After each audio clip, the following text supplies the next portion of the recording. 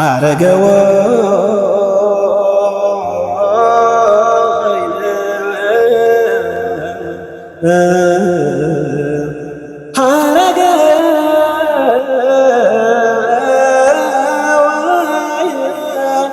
ሐረገ ወይን አንቲ ማርያም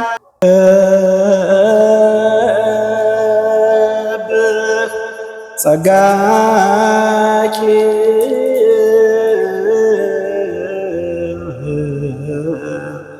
ኦ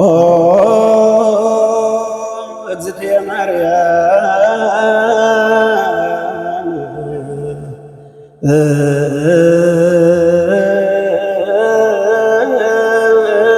ስምንት ወፍሬተ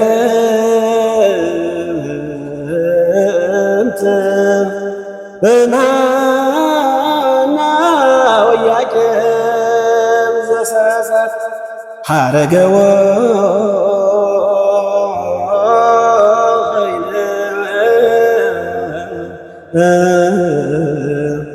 ሐረገ ወይን ሐረገ ወይን አንቲ ማርያም ትመስል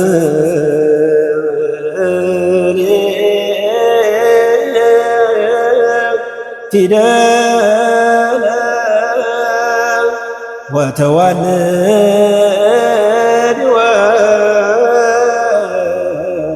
ወእንጌለ ወታገምር መስቀለ ሐረገ ወይን ሐረገ ወይን ሐረገ ወይን አንቲ ማርያም። ዘውዱ እጅጉ ይባላለሁ። ዛሮታ ቅዱስ ሚካኤል የህንፃ ኮሚቴ ሰብሳቢ ነኝ። ይሄ ቤተክርስቲያን የፈረሰበት ምክንያት በመንግስትና በህወሓት ጦርነት ምክንያት 2014 ነሐሴ 27 ቀን ሙሉ ቀን ውጊያ ተደርጓል። ቤተክርስቲያኑ ይሄም የምታዩት አሁን በቆርቆሮ በወዳደቀ ቆርቆሮና ባለው በፈራረሰው ቆርቆሮ ጠግነን ምእመኑ ካህናቱን ቆራቢያንም እዚህው ወድቀው ይገኛሉ። ቤተክርስቲያኑ ሆዲያ ነው የጀመርነው ሆዲያ ነው።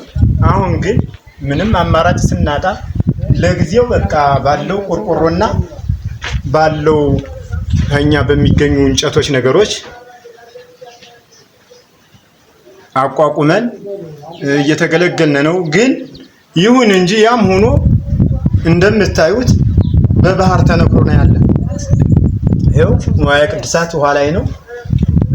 ካህናቱም ሆነ ምእመኑ ያው እንደምታዩት ነው።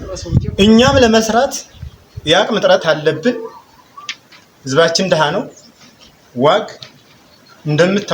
እንደሚታወቀው ችግርተኛና ረሃብተኛ መሆኑ ይታወቃል።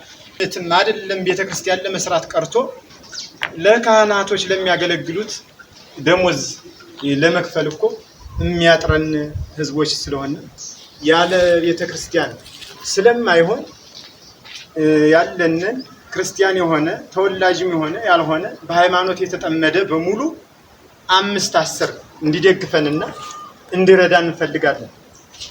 አሁን በአቅም እጥረት ይሄው 2015 የጀመርነው አሁንም እንደተጀመራል የሚደግፈንም የሚረዳንም ስላጣን ያ ህዝበ ክርስቲያን ቤተክርስቲያን ሲፈርስ ለወገን ደራሽ ወገን ነው፣ ለቤተክርስቲያን ደራሽ ቤተክርስቲያን ነው በሚል አቅማችን ያለችንን ጉልበታችን አሟጠን ተሰልፈን ነበር። አሁን ግን የሚረዳን ስላጣን ዞሮ በየምክንያት ቤተክርስቲያኑ ቁሞ ይገኛል ማለት ነው። አንዳንድ ወገንም ሆነ ተወላጅም ያልተወለደም እንዲረዳን ብለን የኢትዮጵያ ንግድ ባንክ 1061 86 72 87 9 ነው የኢትዮጵያ ንግድ ባንካችን። ሁለተኛ ደግሞ አቢሲኒያ 18 33 60 7